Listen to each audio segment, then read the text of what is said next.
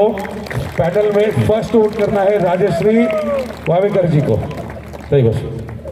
और डॉक्टर कविता किशोर चौथमूल, इनको second number पे आपको वोट करना है। थर्ड, हाँ ये माझी बाइक है। थर्ड नंबर पे जो अपने प्रत्याशी है समीर बालाशेन ठाकुर को, इनमें इनका भी नंबर फर्स्ट है, उनको भी जिताना है। और गब्बर अन्ना संतोष जी शेट्टी, जोर से ताली।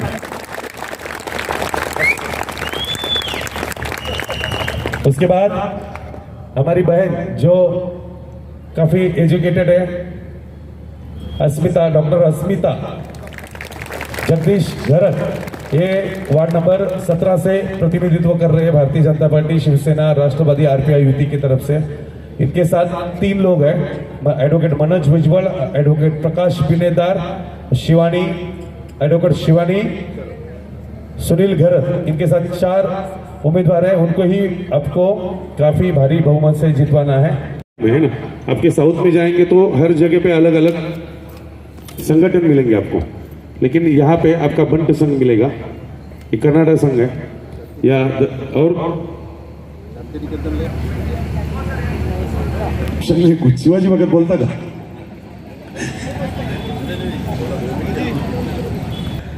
तो आप सभी को बोलता हूँ कि आने वाले 15 तारीख को हमारे हद शिंदे साहब पे दिल से प्यार करते हैं, जो अजित दादा पवार पे दिल से प्यार करते हैं, जो रामदास आठवले साहब, बाबा साहब अंबेडकर साहब, इन्होंने जो दिखाया हुआ रास्ता है उन पे चलने वाले, उन पे प्यार करते हैं, ऐसे हैं। पर दूसरे जो विरोधक है, तो विरोधक है उनका क्या है, वो किस पे प्यार करते हैं? तो बस यही है कि उनको ये जो सब कुछ दिख रहा है वो अच्छा दिखा नहीं जा रहा है।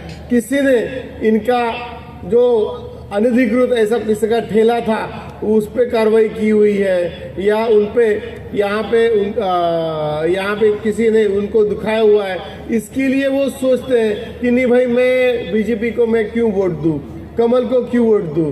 भाई नहीं, ऐसा तो नहीं हो सकता कि आपको किसी ने दुखाया हुआ है और इसके लिए आप कमल पे प्यार नहीं कर रहे हैं। यहाँ पे भारतीय जनता पार्टी, शिवसेना, राष्ट्रवादी कांग्रेस पे आप प्यार नहीं कर रहे हैं। तो भारतीय जनता पार्टी, शिवसेना, राष्ट्रवादी कांग्रेस, इन पे प्यार क्यों करना चाहिए, क्या किया हुआ है, तो ये अलग से बताने की किसी को जरूरत नहीं है। नरेंद्र मोदी जी ने, देवेंद्र फडणवीस साहब ने, एकनाथ शिंदे साहब ने, अजित दादा ने, रामदास आठवले साहब ने क्या इस महाराष्ट्र के लिए, इस देश के लिए क्या किया हुआ है, इसके लिए मैंने अलग से बताने की जरूरत नहीं है। पर इतना तो जरूर बताऊंगा कि तभी हम देखते हैं कि फिर उद्धव ठाकरे की शिवसेना होगी, तो फिर उसी वक्त शरद पवार की राष्ट्रवादी कांग्रेस होगी, तभी शेतकरी कामगार पक्ष होगा। इन्होंने क्या किया हुआ है, ये कौन से तरीके का हम यहाँ पे बात कर रहे हो? ये जब यहाँ पे खड़े होते हैं और यहाँ पे बात करने की कोशिश करते हैं तो कभी भी विकास के बारे में बात किया नहीं जाता, सिर्फ यहाँ पे नफरत से ही बात करते हैं। तो ऐसे लोगों के साथ रहना है, या यहाँ पे जो विकास का बात करता है, यहाँ पे सबके लिए डेवलपमेंट हो, इसके लिए जो बात करता है उनके साथ रहना है। तब जाके सबके पास चुनाव के लिए यहाँ पे एक ही है कि अब अगर किसी को चुनाव चुन के देना है तो भारतीय जनता पार्टी, शिवसेना, राष्ट्रवादी कांग्रेस, आरपीआई युति के, महायुति के गठबंधन को ही चुन के देना है। और उसी तरीके से यहाँ पे पनवेल महानगर पालिका में सबने ही यहाँ पे सोचा हुआ है। हम जब प्रभाग क्रमांक 16 हम जिस वार्ड में बैठे हैं, यहाँ के हम उम्मीदवार देखते हैं, या फिर हम हमारे वार्ड क्रमांक 17 के उम्मीदवारों को देखते हैं, या वार्ड क्रमांक 15 के उम्मीदवारों को देखते हैं, या पनवेल महानगर पालिका में कहीं भी देखें,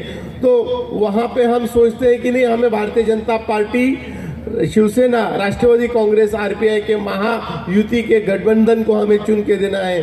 क्यों ये सोचते हैं? क्योंकि पनवेल महानगर पालिका का विकास इस तरीके से हो, इसके लिए हमारे विधायक प्रशांत दादा ठाकुर, इन्होंने इस तरीके का विकास करने के लिए हमेशा खुद का दिन रात ये एक किया हुआ है और उसी की तरह उसकी वजह से पनवेल का ये विकास होते हुए हमें दिख रहा है। एक वक्त मुझे याद है कि संतोष शेट्टी जी ये साल में एक बार हमेशा यहाँ पे कुछ न कुछ अनशन करते थे।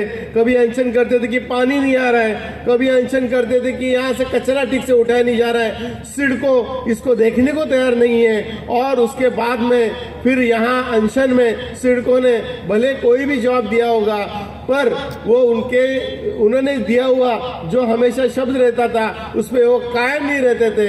तभी हमारे प्रशांत दादा ने तभी यहाँ पे डिसाइड किया था कि नहीं, हमें महानगर पालिका लानी है, हमारे अधिकार हैं उनको बड़ा करना है, सिडको को यहाँ से भगाना है। जब महानगर पालिका यहाँ स्थापित हुई और भारतीय जनता पार्टी की यहाँ पे सत्ता आ गई, तब जाके सिडको का महत्व यहाँ से कम किया गया। और आज के दिन में हमें ये सभी सवाल है, ये सवाल हमें कभी गिरते नहीं कि अरे कचरा कैसे गिरा हुआ है और यहाँ पे फिर मतलब मच्छर कितने हुए हैं, ये सवाल है ये कम हुए हैं। हमें ये समस्या बंद नहीं हुई है, पर ये समस्याओं के साथ जूझते उनको कम कराने का, उनका इंटेंसिटी कम कराने का काम यहाँ पे हमारे संतोष शेट्टी जी होंगे, हमारे किशोर चौतमल जी होंगे, हमारे कविता चौतमल जी होंगे, हमारे राजश्री वावेकर मैडम होंगे, हमारे बाकी सभी यहाँ के नेतागण हैं, कार्यकर्तागण हैं। इन्होंने इन सभी समस्याओं के साथ अच्छी तरीके से लड़ा हुआ है और उसकी वजह से ही यहाँ पे इन सभी मान्यवरों का काम सबके नजर में है। और तभी उसी की वजह से हम सोचते हैं कि नहीं, अगर कोई मतलब चुन के आए तो इनके जैसे ही उम्मीदवार यहाँ पे चुन के आए और इसके लिए ही हमें यहाँ पे अच्छी तरीके से काम करना होगा। ये सभी यहाँ पे बैठे हुए जो कैंडिडेट है उनका काम लोगों तक लेके जाना पड़ेगा, तभी ही यहाँ भारतीय जनता पार्टी हो, शिवसेना हो, राष्ट्रवादी कांग्रेस हो या फिर आरपीआई हो, इनका झंडा यहाँ हमेशा ही फड़कता रहेगा और यहाँ सत्ता इनकी ही आ सकती है।